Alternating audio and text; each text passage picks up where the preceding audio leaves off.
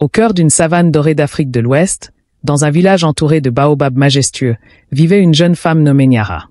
Fille unique du chef de son clan, elle était dotée d'une beauté saisissante et d'un esprit indomptable.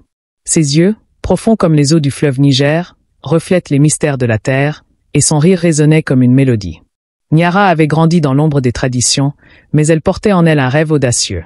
Devenir guérisseuse, une vocation exclusivement réservée aux hommes dans son village.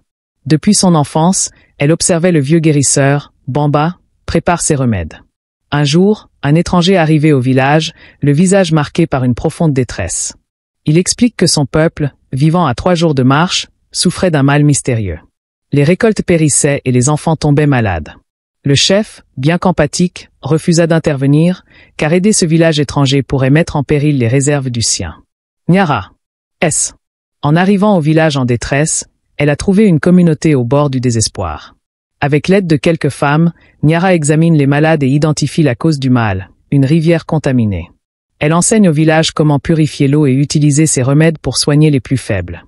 Son savoir et sa détermination suscitèrent l'admiration des villageois.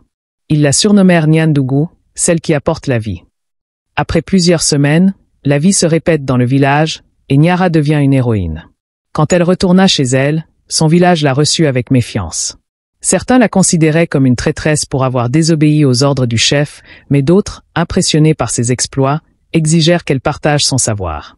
Le vieux Bamba, ému par son audace, prend la parole lors d'une assemblée.